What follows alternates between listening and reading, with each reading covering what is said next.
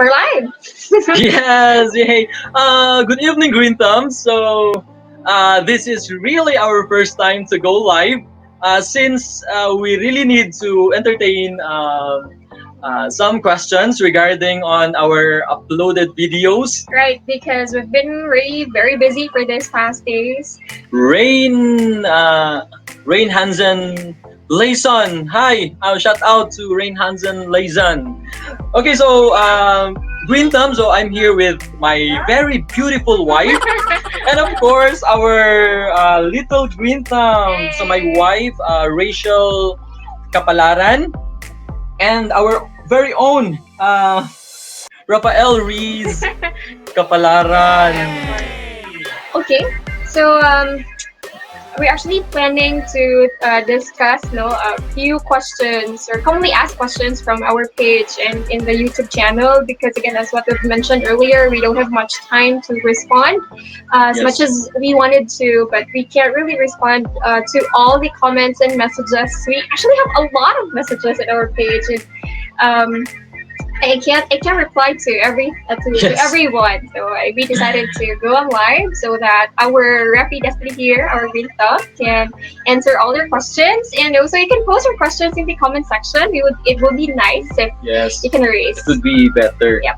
Okay, so you know what? We actually have a comment here or a question from Mr. Glendon J. Redolosa. So he's asking, saan daw pag-prepare for proper care sa dragon fruit? Dragon fruit. Wow, oh yes. Actually naadjud mi diri dragon fruit Glendon J. Redolosa. Pero wala pa gid siya namunga. But as far as I know, ang kanisang dragon fruit kay ganahan gid siya og medyo sandy nga yuta, and then full sun ganahan gina siya og from morning until sa hapon maka-receive siya og full sun, ganahan siya full sun. So Langgano, when we say sandy, what does it mean? So you mean you need to add sand to the garden soil, or is there a really specific sandy soil gyud nga dapat? Yes, naadyo yung mga areas diri sa Philippines, diri sa Cebu City gani nga medyo sandy gid nga naasay ang soil kay medyo clayish. So ang kana siyang daghan kaayo nga clay nga yuta, so di gina siya muuyon probably ang dragon fruit. So kung sa inyong lugar clayish ang inyong yuta, you can actually add sand. Kanang sand sa river, pwede rin sa inyo gamiton. So isagol lang gid siya sa mix ninyo siya sa inyong yes. Okay. Nauna na siyang dragon fruit na kay dragon fruit Glendon J. Redolosa, or ganahan ka magtanom og dragon fruit. Kasi Kaya kung ganahan ka, pwede ra jud kayo tika tagaan. So kung musuroy ka.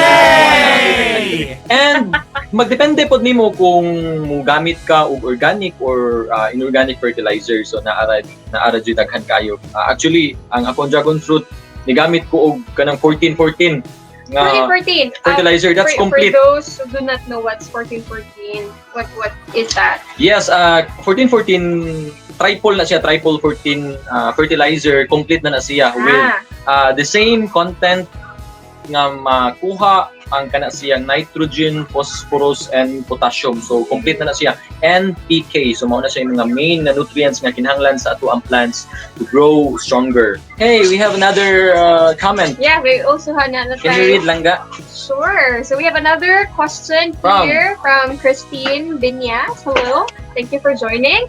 So sir, yung lemon seedlings ko, wala nang leaves. Yung ubos sa amin, yung dahon na bagong labas, inubos ng worm. Oh, that's very common, no? Ang gano for lemon seedlings or lemon plants where there are a lot of worms, or even caterpillars, if I'm not mistaken, that are eating the leaves. So it is very easy to take care our lemon trees at home, most especially if we are just having a we are planting them on a container. It's very easy to identify if there are worms. So ano ba, Tagalog ba ito? Sir, yung lemon ko, ay sus, Tagalog pala. Wala na ng leaves kasi inubos ng worm. So, anong gagawin? So, if wala kang nakitang worm, so meron diyang mga itlog. Yes. Mga itlog ng worms. Itlog ng, itlog ng butterfly. So, you need to remove that. Sobrang liit lang niya. inilalagay ng butterfly yon sa ilalim ng dahon. If makita mo yon, biakin mo na. Kunin mo na agad para hindi siya maging worm kasi yung worm yung kumakain. But if may worm na, actually sa farm, sa mini farm namin, hindi ko pinapatay yung worms. Kinukuha ko lang at saka i-transfer ko sa other place, just like sa mga weeds, para hindi sila mamatay kasi magiging butterfly din sila. Yeah, I noticed you did that. So just remove them. Simply remove them. Or you can also apply organic pesticide. Pwede kang magdikdik ng bawang tsaka lagyan mo ng luya. Sa based on my experience, linalagyan ko rin ng Madre de Cacao yung organic pesticide ko. Even the leaves? Yes, the leaves of Madre de Cacao. And then you can also make use of the weeds, yung magagandang weeds na hindi talaga kinakain ng mga insects. Just like for example, are you familiar with hagonoy? I remember a lot of memories. Oy, yung hagonoy yung memories with hagonoy. Tinatambal sa tinatambal sa zaman. You can mix it sa imuhang organic pesticide. So best sana siya. I see. Okay. Oh, so according to Glendon, they have dragon fruit na 4 months na. Wag yapon ni tubo, ni kuwang lang di ay shagsan. Thank you, sir. Okay, yo. Yes, but if Glendon Redelosa, if you can apply fertilizer, so much better. You can also apply fermented fruit juice. Yeah, we have a video, so we can post the link in our description box later once we're done with the live. If yung dragon fruit mo ay sobrang dami na ng wala kasi yung dahon, ano ba yung term yan? Madaming sanga. Yeah. Sanga na lang yung term. It looks like it's like a cactus ba? Yes, it's a cactus family. Okay. Pag sobrang green, so may enough na nitrogen yan. But if hindi namumunga, you can apply fermented fruit juice rich in potassium. Yes. Okay. Or phosphorus para mag-flower yung dragon fruit mo at saka may masusupply na enough potassium sa bunga para hindi malaglag yung mga bunga. So you mean to say, if you wanted a plant to grow or bear fruit, there should be enough supply of potassium, isn't it? Yes. Okay. Most especially if yung plant mo is fruit bearing. Okay, I see. We have a question from Ipoy TV vlog. Wala na lagi kay update vlog, sir. Dito, sir. Nga na sir. Asa na kinsa nga vlog? No, he's asking ba. Asa. So, why wala na tay update sa vlog? Wala na lagi kay update vlog, sir. Suswa na jud mi almost 4 months na. 4 months na siguro. Since nanganak. Dara among reason Epoy TV vlog, so busy jud kay kog atiman aning ako ang baby green thumb. Additional questions from Christine. Bakit naka-roll or nakalukot yung dahon ng lemon? Masama ba yun? Oh, yeah. I noticed that. If yung dahon ng lemon yun nakalukot 85% or 90% leaf miner yung sumisira sa inyong lemon, ma'am. So actually yung mga leaf miner nasa ilalim ng dahon lang yon. Can I get dahon? Of course. Dara sa akong bonsai. I have here bonsai. So this is, if this is the leaf, so yung mga leaf miner dito sila. Kinakain nila yung How does leaf miner look like before you actually it's let's try to check what's a leaf miner so that the others would know how does it look like, because sobrang liit ng mga leaf miners. I do not know what a leaf miner is. Can you present to them? Yep, I can show. Yes. Hold on, let me just share my screen. This is an example of a leaf miner. Yes, nakikita nila yan? Yep. Yan. Yan yung reason kung bakit kumukulot yung mga leaves ng lemon nyo. Okay. It's very simple. Just ganunin. Ano ba to? Anong gan? Can you show it to them na lang? Just So ano sa Bisaya? Kanao nimuhang kanang kuanon kanang sitawag ani ha? Sila but if hindi na talaga ma-save, just remove the leaves and then pwedeng sunugin nyo yung leaves niya para mamatay yung leaf miner. And you can also apply pesticide. So mapapatay din sila ng pesticide. Okay. So apply directly sa ilalim ng leaves. So you're the one that you shared earlier about yung magdidikdik ng bawang tsaka ano yung bawang at ginger? Tsaka ginger. Ayun. And then you add to water, is it? Yes, you add water and then you add vinegar. Yes, dapat may vinegar. Marami ang mapapatay ng vinegar. Just like for example, mga fungus. Fungus sa tanim. Okay. I see. And then it is also advisable to add baking soda. Mari-remove din sila ng baking soda kasi yung baking soda is siya yung magre-retain sa dahon. What do you mean magre-retain sa dahon? Didikit siya sa dahon. Okay. Tapos, it lingers on the leaf. Yes, it will be very easy for the insects to absorb the pesticide that you are applying. Okay. That's very cool. We have a new joiner. Thank you, Christine, for the question, though. We have Melanie Bertolano from Bacoor, Cavite. Hello. Yay! I love your representative in Miss You. Bacoor, Cavite? I'm not sure if she's from Bacoor, but I know that she's from Cavite, the one who is short-haired, the beautiful short-haired representative. So, yeah, she's from Cavite. According to Christine Banyas, Abinyas, I mean. Nakakaintindi ako ng Bisaya. Oy, sus, Bisaya man dahil ni. Oy. Okay, so I think it's time for us to answer the questions. Yes, it's time for us to entertain the questions. We actually prepared a few set of questions that are very common in our page and in our YouTube channel. So it would be very nice if we can share it to you as well on the answers. So yes, the common questions. Right.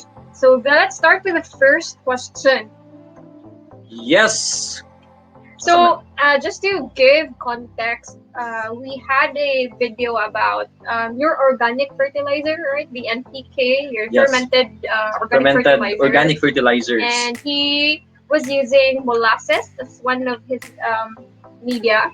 And a lot are asking, what's molasses and then where can they buy it? Or some people are even asking, later.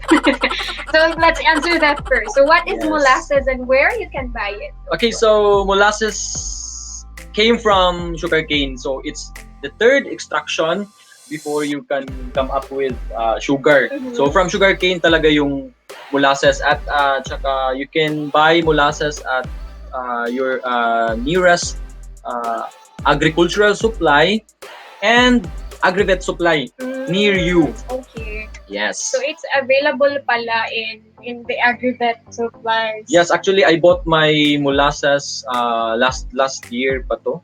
That was 2 years ago at Carbon Public Market. So sa agricultural supply. Ay. Unsa ganito yung pangalan ma? Dading agricultural supply. Dading agricultural supply. So naangan to. So nagpalit ko og usa ka container worth 600 pesos. Yes. One container. No, it's a huge. It's a huge no Third gallon. unit. Naa siya sa third unit sa Carbon Public Market. Ato na siya makita. Okay. So that 1 gallon lang it's worth 600 pesos. 600, right? Yes, container siya kanang dako gid na container. Maybe mga 32 liters tingali na siya. How many? So it would really last long, no? Yes. You can create a lot from that. I bought it 2 years ago, then karon pala nako siya na human ginagamit. Okay. Next question. Yeah. So here is our next question. So there are a lot are also asking if they don't have molasses available, what is an alternative? So I've read, there were people who are asking that they cannot go outside because of the pandemic. What can they do if they can't buy it from somewhere? So what else can they use instead of molasses? Yes, it's very simple. If you don't have molasses at home, you can actually make use of brown sugar. Oh, Mm. really? Why? Why? Yes, brown sugar, and it would be better also if mag-white sugar ka. Nakinay ko. Mm. Just, follow 1:1 rule. If you have ano yung ginagamit natin na mga materials, if you wanted to make a fermented fertilizer rich in potassium, you can make use of banana. And then if you have 1 kilo of banana, you can mix it with 1 kilo of brown sugar. So the ratio is 1:1. Okay, I see. So that's an alternative. Yes, that's a very good alternative if you don't have molasses at home. Okay. But if you don't have brown sugar and you don't have white sugar also, grabe na gid. Pwede na nimo i-mix ang tanan nimo nga mga ingredients and then mix it with water. Yes. Pwede ra. Mga kanang mga grass cuttings, mga ginuna nimo, mga kitchen waste na dili lang kaayo, wala lang na lata. Decompose? Yes. Imo na siyang ibutang sa usa ka container, pwede nimo balde, and then butangan nimo tubig, then after 1 month pwede na nimo siya magamit. Ang liquid ana niya pwede na nimo siyang i-apply sa imong mga vegetables. Yes. Naagya po yung fermentation ana. So even if you don't have molasses, you can just like mix all together all the ingredients and just add water. Yes. And then for how many months can it lang that? 1 month. Okay, will after do. a month, then you can use the liquid. Although it doesn't have the same effect with the ones with the molasses on, but still, at least it does the work, right? Yes. In adding. But medyo baho na siya. So it smells. Yes. Okay, probably because it doesn't have the molasses on it. Yes. Okay. All right. Great then. Next question. Our next question here. Is there an expiration of the finished product of the fermented organic fertilizers? Again, this is related to the video that we Yes. created for the organic fertilizer. Yes, there is an expiration. So you really need to consume your fermented organic fertilizer in less than a year. Yes. What would happen if I used that fermented juice more than a year now? Let's say after 2 years, nagamit gihapon ko. So what's the Habang tumatagal, magdi-decrease. I thought habang tumatagal lalong Habang tumatagal, lalong sumasarap. Habang tumatagal, yung nutrients ng fermented juice mo ay will decrease. Okay. But it Mawawala. doesn't let's say, doesn't harm the plants naman. What do you think? No, I guess. But yung benefit na makukuha ng plants ay Lesser. kukunti na lang yan, lesser benefit. Okay. But that's quite long. Right? No, 1 year. So probably you'll finish naman, or you can consume all Yes, you can consume the fermented before juices. 1 year. Right. Okay. This question is not related to the organic fertilizer video. It's different. So how do you grow your strawberries at home? Kana siya nga question, no? Unsa man gina siya? English gina siya ang kuan.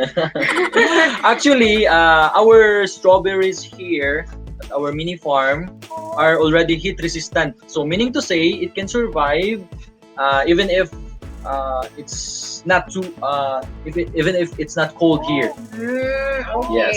But the strawberries really wanted a full sun. Yung iba kasi akala nila yung strawberries kailangan ng malamig at saka less sun. Or shady, probably. Yes. So strawberries really need full sun. Okay. But in some variety of strawberries, they need cold, siguro cold. Yes. Ano ba yan? It will bear Temperature. Yeah. lots of fruits if Okay. nasa cold areas ka talaga. But Alright. here in Cebu City, you can really actually grow strawberries. It's very easy.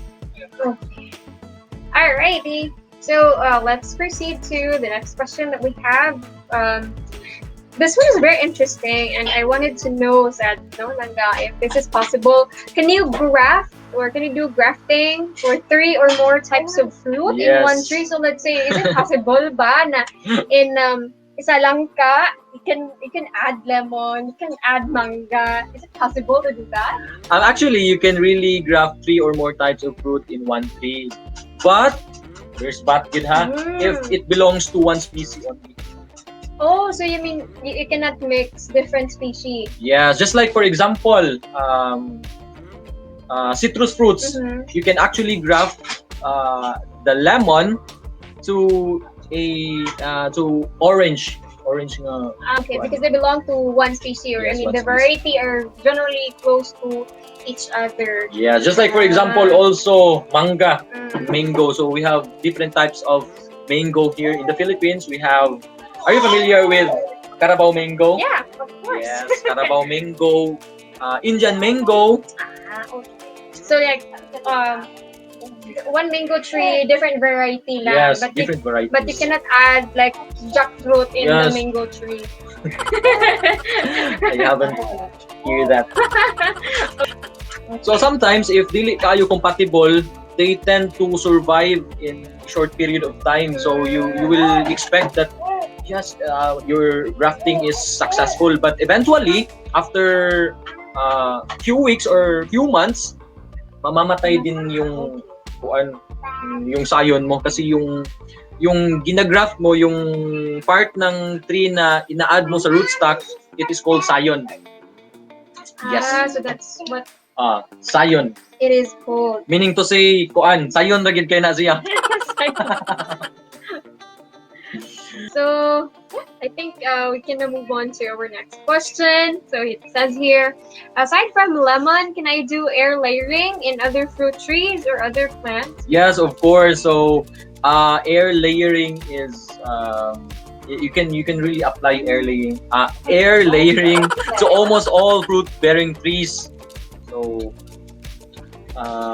pwede mo talagang i-apply yon. Just How- like how for about- example, Sorry. jackfruit, Mm. mango, guyabano. What else? Okay. So not just limited to lemon. Yes, not just limited to lemon. Okay.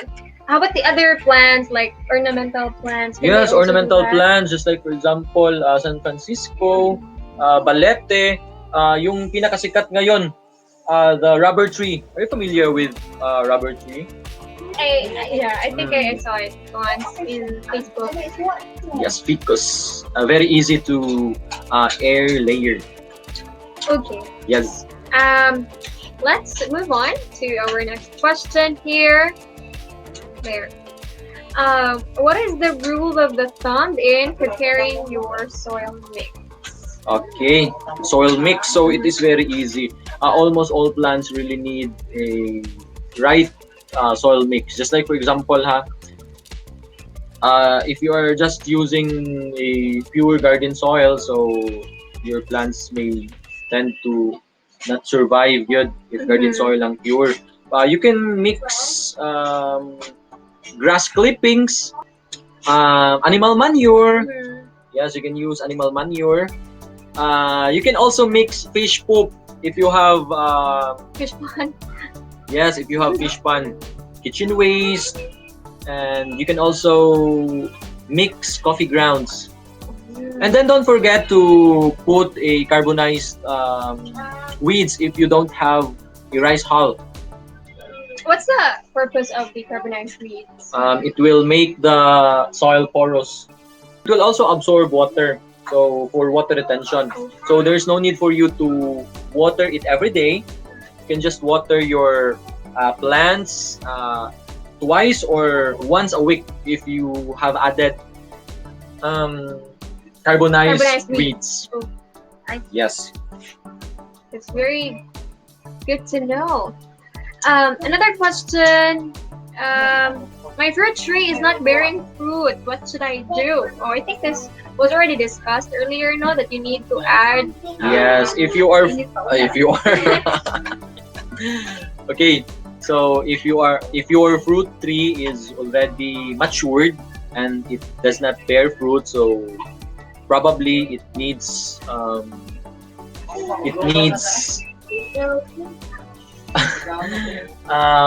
potassium source. Yes, potassium is a plant nutrient that supply nutrients for the fruits.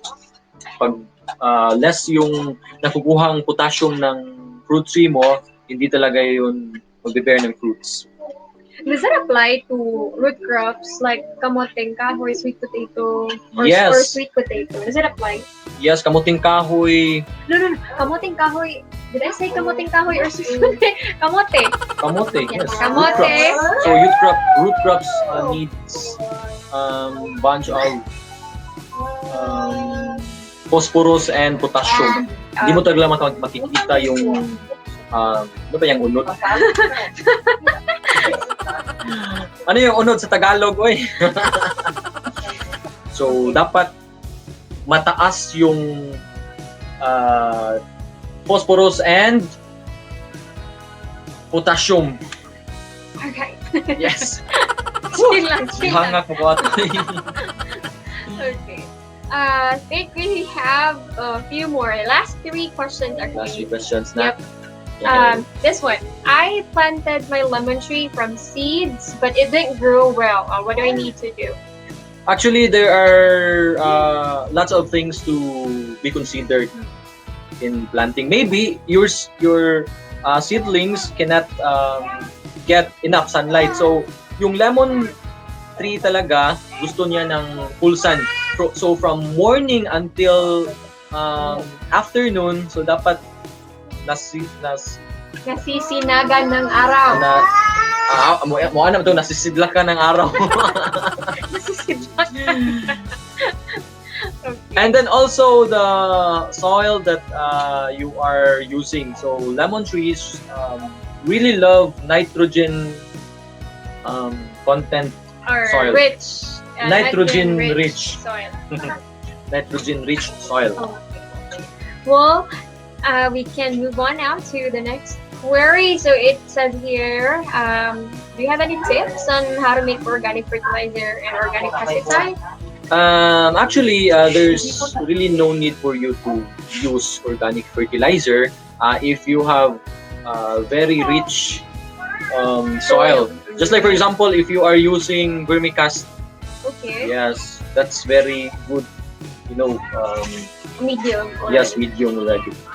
But if gusto mo talagang gumawa ng fertilizer, you can watch our Yeah, we have a video. yes, we have a video on how to create liquid fertilizer. Pero if may mga kitchen wastes ka, is that number 10 question? No, not yet. Yes, if may kitchen waste ka, pwede kang mag-compost. And then after 1 month, yung kitchen waste mo, you can directly add it to your soil mix. Yes. All right. Pesticide. Yeah. Pesticide. Almost forgot. So, pesticide, you can make use of garlic. So, mag-pick ka ng garlic. Garlic talaga. Duduk-dukin mo. What about the soap? I think You can also make use of no, we can add Yes. dishwashing soap. Yeah. But little amount lang. Huwag niyong damihan, baka maging plato. maging plato yung ano nyo, yung halaman nyo. Enough lang. Enough amount. Okay. Mga winaswas ninyo. Yeah. Ang una nga waswas na ikaduha. So pwede na inyo siya spray sa inyo habi. But pili siya sa applicable sa tanan po ng mga tanong po. Because there are plants which are very sensitive to soap. Na ay mga sensitive nga mga plants. Just like for example, kaning mga caladiums. Okay. Yes. Hi, baby. Hapit na tamahuman. Tired na siya. Okay. We posted the promotional post on our FB page, and we have a question here asked by Rain Borja. Hopefully she is watching. I hope so. So her question, pwede ask, sayon ra ba magbuhi o Venus Flytrap? Magpalit man unta ko niya lisog pa, dili ka mamatay lang. Alright, so for those who don't understand Zaya, so it says na can she try to plant Venus flytrap using seeds because she's planning to buy FA seeds of Venus flytrap. So, what can you advise to her? Okay, so kani siyang Venus flytrap, if dili mo siya familiar ani, it is a type of plant nga mukaon og insects. Kanang ang insects yang itrap, most especially kaning fly. Okay? It's what do you call that? It's a carnivorous type of plant. Yes, a carnivorous type of plant. Actually, if naa jud kay knowledge ani niya, dali ra jud kayo pagbuhi ani niya. If naa kay mga ipakita to siya lang. So here, that's the soil mix. Yes, best Venus flytrap soil mix. So the best and most recommended Venus flytrap soil mixture is 5 parts peat moss, o 5 parts gid 50% gina siya sa imong soil mixture na adyo kay moss. And then 3 parts silica sand and 2 parts of perlite. So you can order silica sand and perlite sa Shopee. Yes. Okay. So they can just order that. Naara na siya. Kani siyang silica sand and perlite, essential ni siya if na hilig ka og bonsai. So man siya soil mixture sa bonsai. Okay. Ang purpose ana niya is for aeration.